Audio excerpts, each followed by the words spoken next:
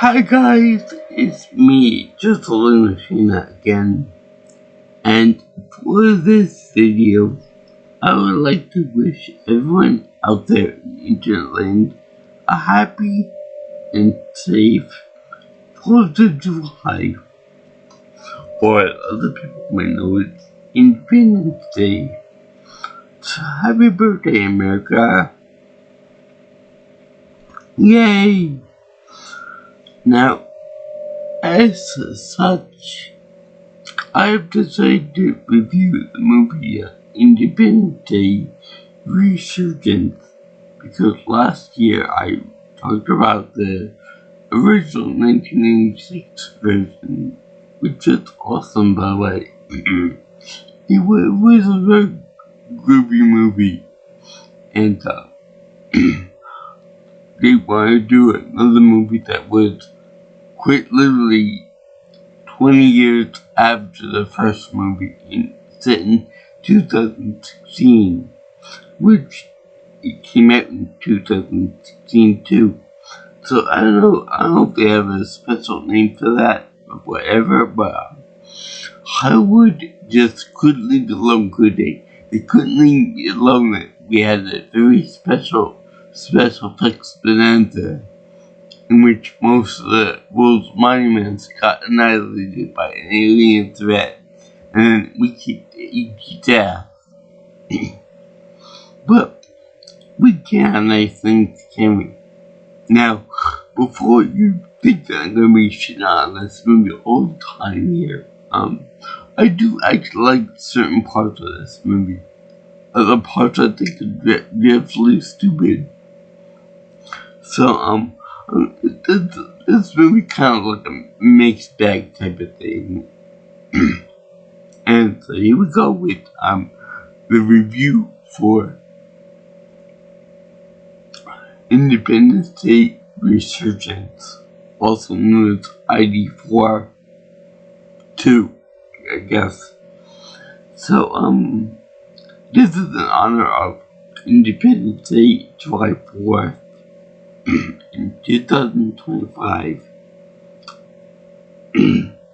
some years after the release date of 2016 for this little monstrosity, and wow, it has not aged well whatsoever. Now, I gotta say that with the name Resurgence, it was very good because they picked a different R name, R word, than what you would expect for stuff like this. They could have done like Redux, they could have done Revenge, they could have done like Reanimated, something like that. So kind of a feeling that shows that the aliens were gonna get, like, for lack of a better term, revenge on humans for what they did in the past. Now, in this movie, they did say that there's specifically 20 years have passed since 1996. So, the humans have incorporated alien technology into the structures, technology, aircraft. You know, we've got colonies on the moon and Saturn, as well as for other places in the solar system. And we also teach world peace. Up until later on, we find out there's warlords in Africa still. Now, presumably around the other parts of the world too. But we got world peace, you know, we got world peace and all that. So, and what's more unbelievable, the fact that we achieved world peace in around the world, or that we were able to use the technology to such an extent as we did in the movie. In just 20 years, we were able to get a moon colony, and we were able to get a colony other celestial bodies like Saturn and other things like that. Which is really weird because when it comes to Saturn, I want to see that most of the planet itself is just a very dense atmosphere with like little itty bitty core. So that goes that idea. That most of the planet is made up of gases. Kind of hard to make a colony if it's unable to get like, solid ground to it. Unless they might have implied that maybe one of the major moons of Saturn, which I know that there are like a dozen or so of, same with Jupiter and other planets. So there's that. So that's kind of unbelievable because I would imagine that if we integrate alien technology into our own society and technology and whatnot, it would take at least 2, maybe 3 years to do that. And there would be a lot of construction and stuff that we see in the movie there. So so a lot of the stuff will take time to build, and construct. I don't care how much alien technology will be used for construction and levitation, anti-gravity, and this and that. It would still take a lot of time to build all that. It takes a lot more than 20 years. Not only that, but all the destruction in human lives and all the catastrophe that the aliens brought to us from the last movie that was in '96. I would think that it's kind of difficult to rebuild from there. Rebuild plus the addition of the moon base, the Saturn thing, and other mega projects. Plus, we got much political division and whatnot. And, where government thinks that will get in the way of making technology and stuff like that. So, that's kind of hard to believe. But, it's not hard to believe it. The fact that the alien mothership would still be listened to the speech by President Whitmore, Bill Pullman, the one where we will not go quietly into night. That was awesome. That scene from that movie was awesome. And I'm glad that they put that back in this movie because, we need a little bit of a rallying cry for America, especially nowadays. But also, it's kind of stupid what they did for later on in the movie with Bill Pullman. And let me talk about the cast in this movie a little bit first, before I get into all that. I don't like the idea that they killed Will Smith, Commander Hillary, in the first movie. From the first movie, he was pretty much the whole thing. Him and Jeff Goldblum, they worked off each other pretty well. But the fact that they killed him off screen, and the only actual identity we have from this movie is a nice portrait of Whitmore, of Hillary, was actually really sad, quite annoying, because they got almost everybody else from the first movie. They got Brett Spiner, they got Judge Hirsch, they got Jeff Goldblum, of course, as well as the guy from the kid from the first movie as well. all grown up now. And another missed opportunity is that they should have Mae Whitman in the movie too, reprise the role as the daughter of the president. But no, they didn't do that. Instead, they got somebody else. Got Marika Monroe, which I think that she did a good job in this movie. But Mae Whitman would have been a good continuity thing from the first one. I mean, she's in acting, she's active, she looks pretty nice for this role. It would be good continuity to have her growing up like the other kid. So I just really miss her. And they also, the other guy's name was Charlie Hiller, played by Travis Tope. And let's see now. They also got Vivica A. Fox in this movie too. That graduated from a super leg dancer to being a nurse in a hospital, which is very noble of her. But the other thing is now,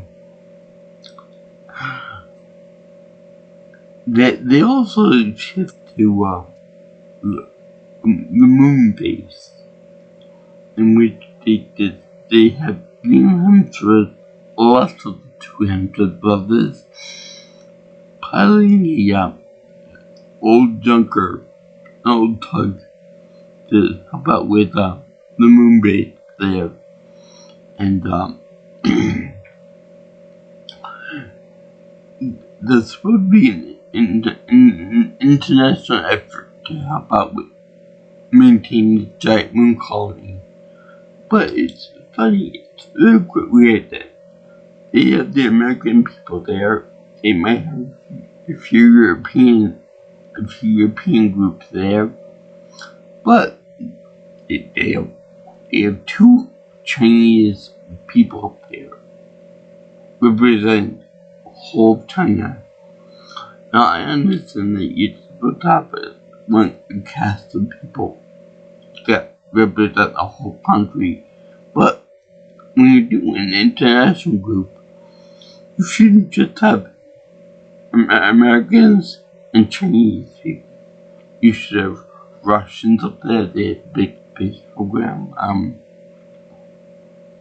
Maybe somebody from Egypt, for example, or somebody from an African nation or something like that. Maybe more like Japanese people. Maybe more Koreans. You know, I can't think. Maybe Indians. You know, from India, or maybe another representative from a European nation like Europe. Like Germany, France, Britain, Ireland, Ukraine, or somewhere like that. You know, make it a little bit more diverse. Not the American Chinese. I think the only this whole Chinese pilot in the group is to design to make one of the American guys hot and bothered. And you know, that's real funny because they mistaken her interest in the commander over there for being, a love interest there. Because he's the only Chinese guy in it, they have the setup about the Chinese person go with Chinese man because, like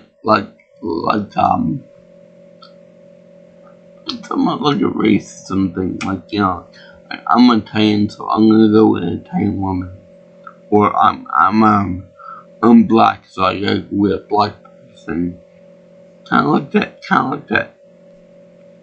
It's weird.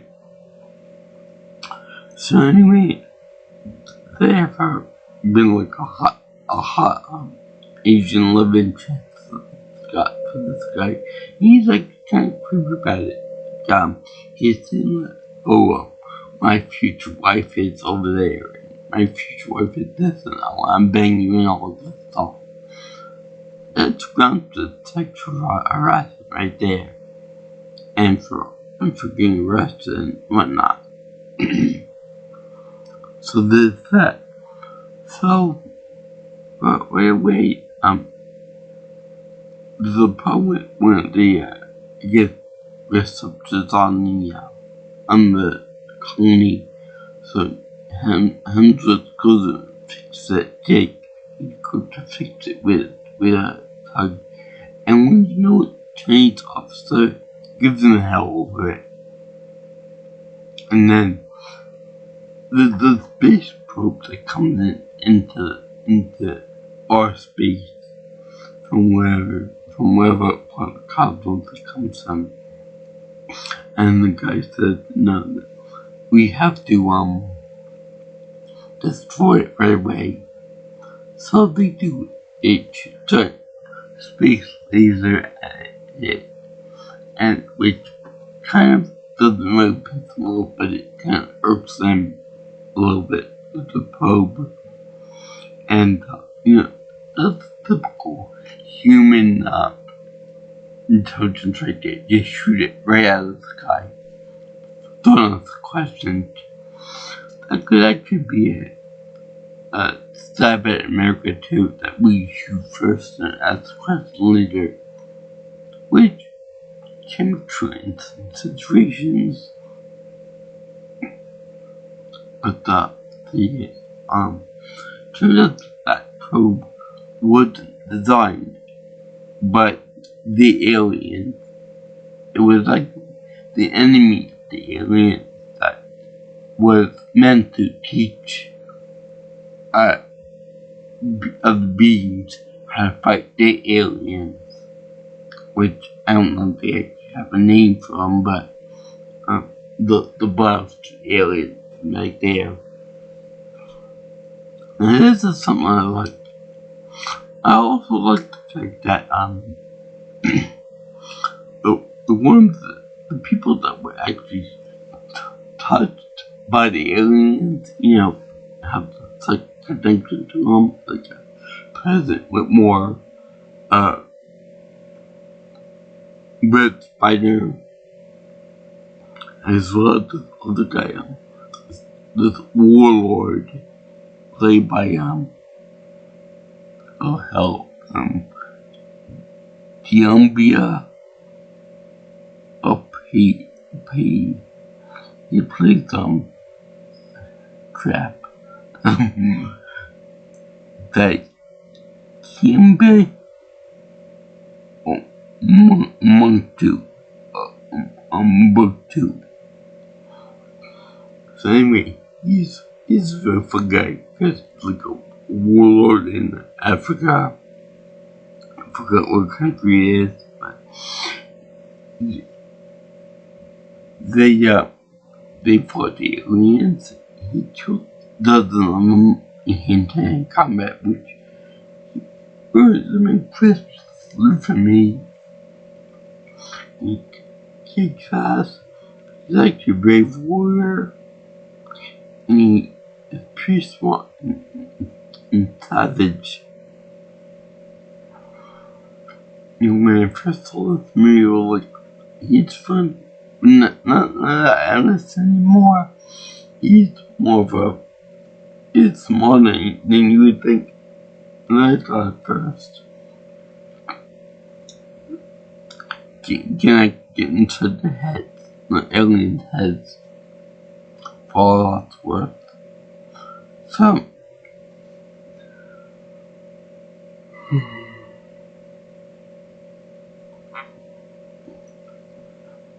anyway, they show that all the aliens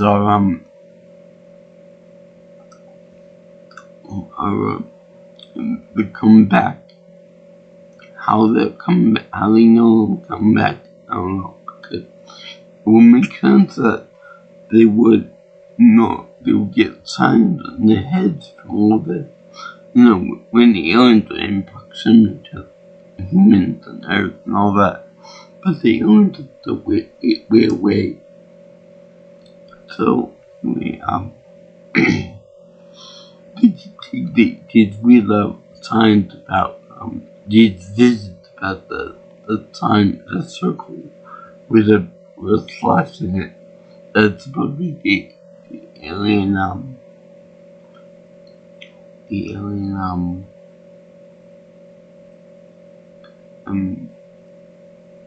the outpost, the probe that goes to the cosmos and warns humans that had to defeat them, like queens and this and that. Now, I like that idea.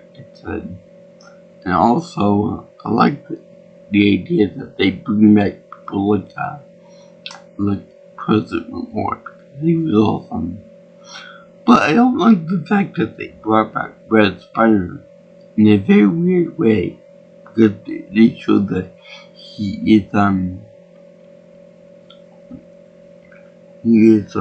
not dead from the first movie. Not that we think he's dead, but they bring him back from a coma for like 20 year-old coma.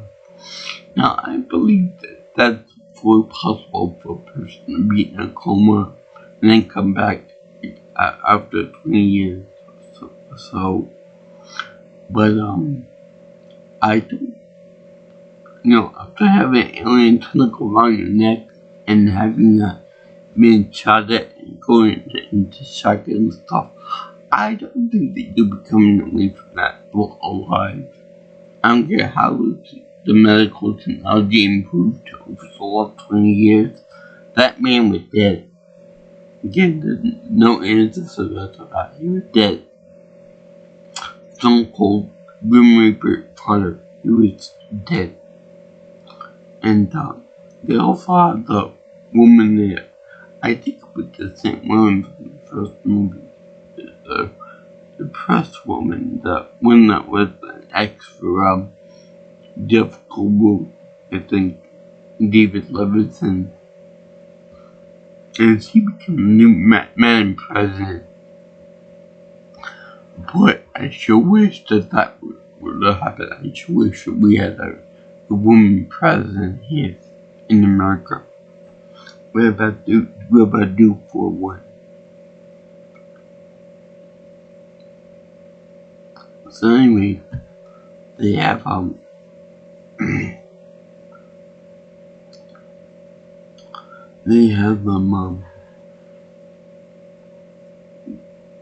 setting this up, and they also have the mothership come in. Now the mothership in the fiction was really, really big, but that dwarfed by the size and anger of the new mothership, and the new mothership don't take no shit from anybody because it just through all the satellites, which is very bad for HBO, and it lands on the planet, and it looks awful like the big giddy star from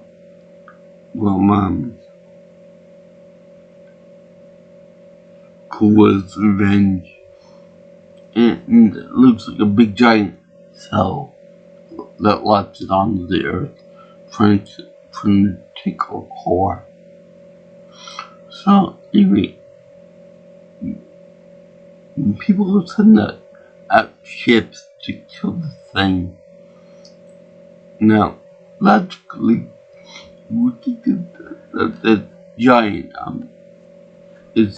legion amoeba would latch on Earth, then plot across and over the ocean. But now it takes over. It takes over from the continental crust, which is thicker. I don't know why it did that. Maybe to incorporate Area 51 again. but they did do that. And then they drew into the earth and tried to get to the core. Now, in the first movie, they portrayed aliens as like this all-encompassing locust force that take over natural resources and move on to another planet. They didn't say anything about the inner core or drilling or anything like that. They did do it. So I guess it could be also put into a blanket term that they take all the natural resources, including the inner parts of the earth, or wherever planet they're on. So they drill that, and then they lower in pilots with by just setting up open like a trap for us. And we like stupid idiots, we go for it. And no one ever questions why they're doing it, why they're dropping the shields, why they're letting all pilots go in there with advanced airships. And I like the fact that they acknowledge that this giant spaceship has an inner ecosystem for itself, which is actually kind of nice touch there.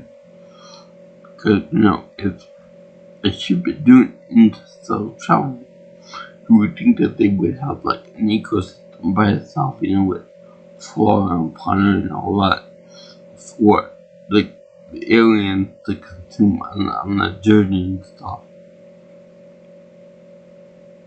But I just think that the aliens can pick up on that noise that the humans make when they're not in their giant pilot wings.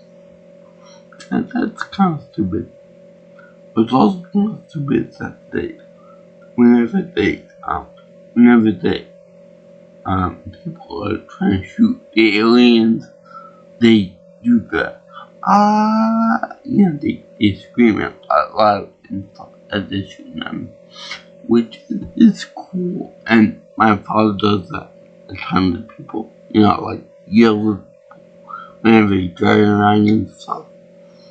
But it's just no point whatsoever to look in the movie. So there's no point. So these bombers will probably get to deliver their pillow to the queen. They end up blowing up. They set traps and then they put shield mines in the bomb base, so that when they detonate the bomb, they don't actually do any damage to the ship and stuff. They just envelop the bombers and then just detonate and then blow up inside the shield. So it does nothing to anybody else. Which I actually like the idea of that. And I also like the idea that when the humans take one of their ships and then they take away from them and go back into our airspace, the ships actually look a little bit like the ones from the original War of the Worlds. I don't know if that's a reference to anything, but it's just cool. It could be representing the first alien invasion movie ever made. I want to say in 1953. So anyway, there you have the queen as like a big giant version of the aliens from the first movie. And I like the way they make it so that it's kind of like they're more prepared. They're trying to attack us, but more prepared because they know we're capable of now. But seeing the Queen in the giant mech suit really remind me of the movie Alien 2, when when they showed the Queen in the big mech suit. Like, it looked very similar.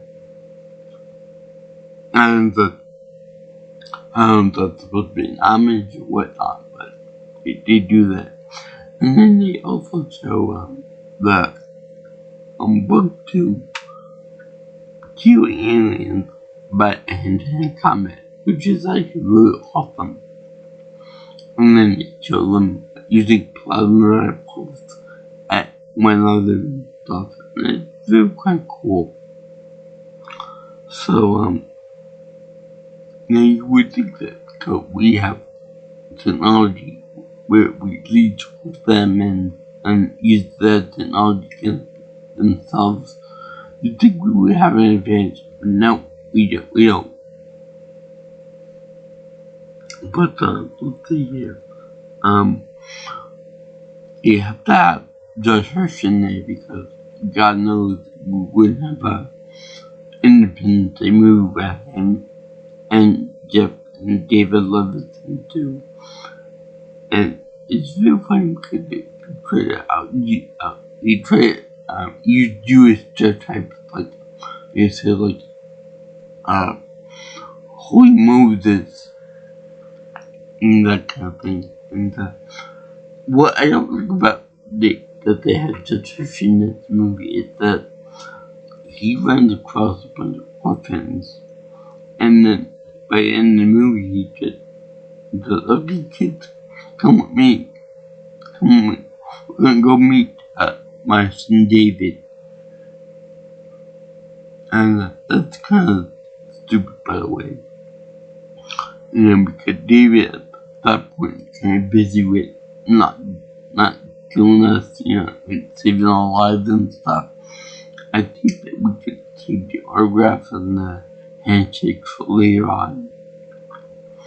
But another part that's so kind of stupid is the fact that Judge Hirsch, Julia Levinson,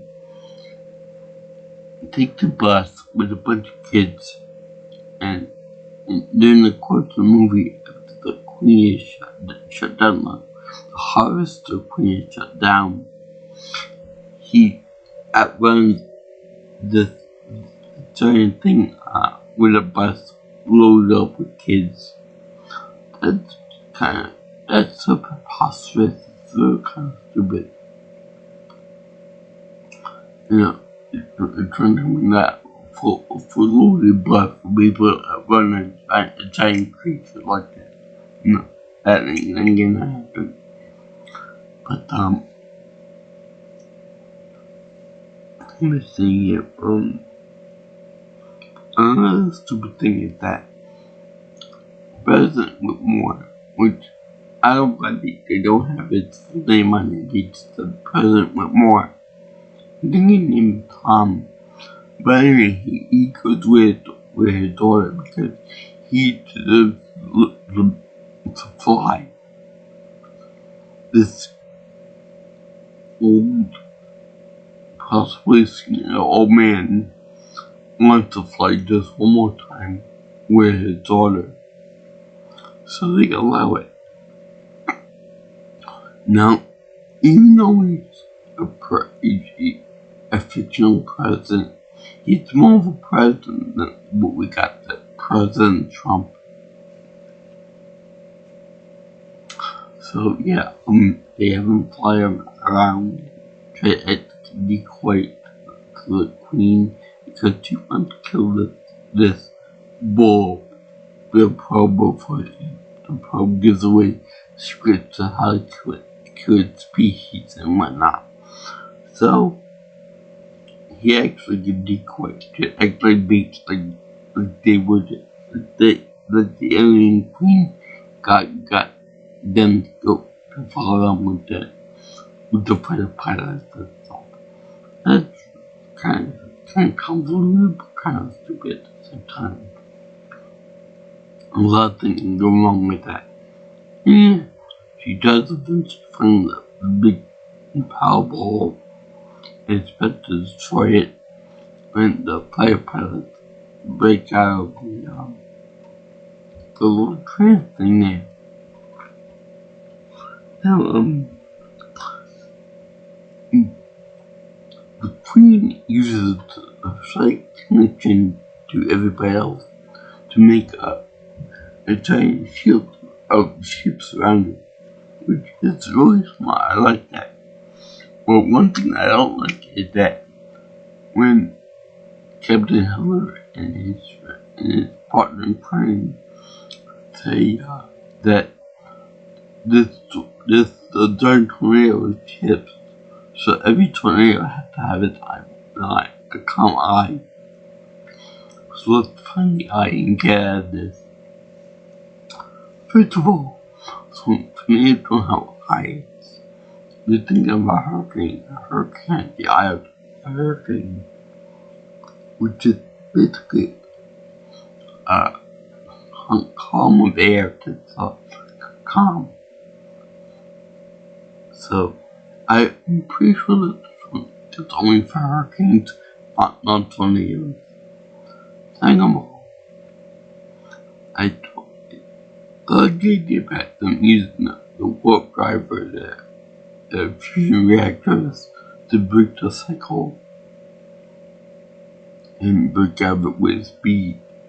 But then in that case, wouldn't it make sense that as they break out of it with speed, that the Queen can just say, I want you guys to follow me again, and then they go into the pattern again at the beginning of the breaking news. So I would think that when they go vertical with it and then crashing down and shooting it, I would think that I thought that they would end up crashing into it, like kamikaze style, or the last second ejecting out of it. But no, they keep shooting at it and shooting at it and shooting at it until it eventually gets weakened. Then Patricia Whitmore, the kid, end up shooting it to the point that it's weakened and the shield is destroyed around it, his personal shield. Which makes a lot of sense for Aaron Queen to have a personal shock shield or something like that. So, not before the Queen destroyed the weakened ship, which God forbid would kill her because she's an important character and she's pretty. That's why she survives. So, anyway,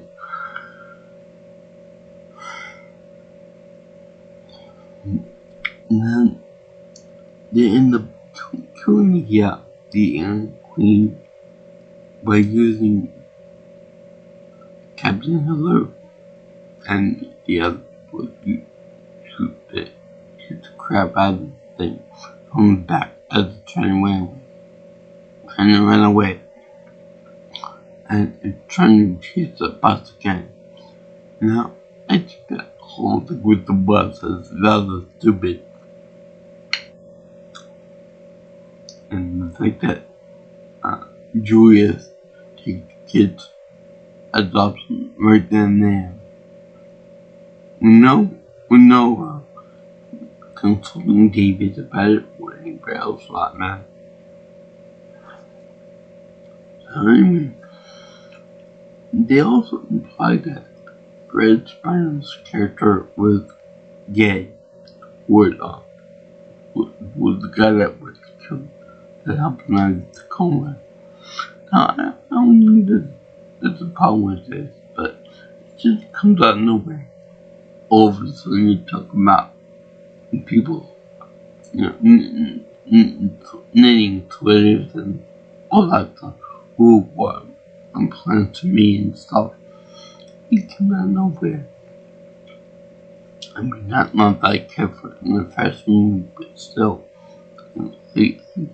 there would be a little bit of presence or that kind of thing. But no, we got out of nowhere.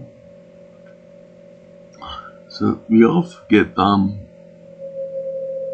allusion to the first movie, not a sequel, which thank God never happened, because they were saying that, we should that all the other aliens in the universe follow the humans, because we were able to kill a harvester queen. That's what the big queen was for. And, nobody's ever done that. Our whole cosmos, we're the only one that could do it. Seems kind of vain and arrogant to have the humans as being the one species we know how to kill this queen and the might. So it also implied that there are other harvester queens out there, like a vast empire where the queen, like a thousand queen. We just got lucky. If they were to attack us again, like in mass force, we'd be totally dead. Or if they did to destroy the entire planet, we'd be so screwed. If they came at us with a big laser like again, Star Wars, we'd be dead. Which, by the way, I should point out that they did improve the laser technology to the point that now they can do like 3 mini pulses, whereas in the first movie it would be giant pulse, which destroyed the White House and other landmarks too, which was actually a very big improvement. Maybe not 20-year improvement. You would think they would be able to do like a more of a stretch out type of deal. But no, they did the 3 pew pew pew thing, which is like really cool. Yeah, I don't know if they had the character of William Fichtner was in it in the first one. I know that one of the generals wasn't in this one, and he became the new president of the United States due to some weird chain of command there, which is actually well like. So let's see here. Yeah. So thank God that came out sequel, because apparently they probably thought that this movie would be big enough they would get another sequel and maybe make a series out of it, or maybe a cartoon or something out of it. Thank God never happened out of it. But I will say that I like this movie. Not as much as the first one, but still, it was pretty awesome. And I thank you for watching my video on Independence Day Resurgence, because revenge would be too stupid. And man, that was pretty good. But I did this for 4th of July Independence Day, America's birthday, for the year 2025. So yay for that. And give this my happy face to a vote with a few caveats, because some of the movie it was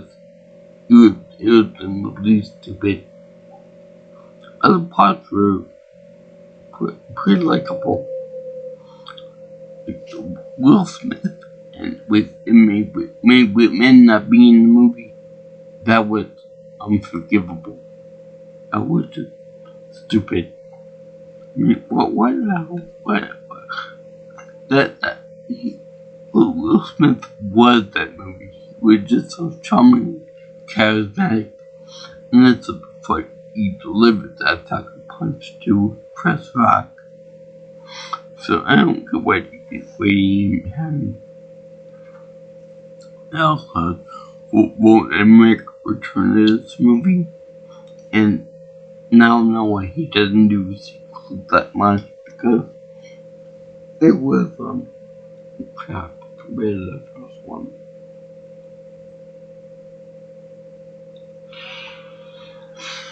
Like we didn't end up just beating us with simple bait we felt for it.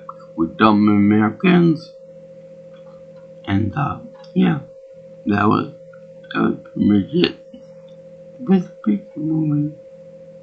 Not the greatest, but it was good in my book.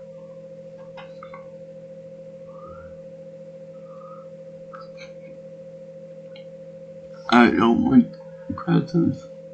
Whitmore going into the plane once again and dying. I think he died. I don't like seeing Brett Banner's ass in this movie. I don't like the fact he's so interested in technology and aliens that he goes up with a pants on. I like Bug 2 because it's just really awesome seeing him decapitate an alien from behind. That's cool. That's badass. With no fun, with no shooting weapons. Does over his law Kikuri knives and stuff. Yeah, if you like what you see here and want to see more of my videos and such, you can always like, comment, share, and subscribe to my channel. If you want to leave any commentary for my future videos and future stuff, you can always call me or text me at 631-707-3707. And if you want, you can always follow me on Twitter or X if you prefer, at PNelsonPro. Also, yeah, you can also get my other, my email is at jkidsviewingchannel at gmail.com. So, I like this movie. It's not as bad as it has some good things in the movie, like the Alien Queen, the strategy of throwing the ball, and the fact that they make fun of America by shooting the ball first, even though it's very intelligent and very we think it was too big important in the universe that we are the one that can destroy the alien queens, even though we did it by luck. That's kind of arrogant and kind of hubristic of us to believe that we're the best. I like the way his own joke that said that we want us to squad us, but we didn't get anything out of it. So yeah, so peace out my brothers and sisters. Aloha, sayonara. I'll see you in the next video, all you girls and guys in Interland. Ta-ta. Ciao, ciao.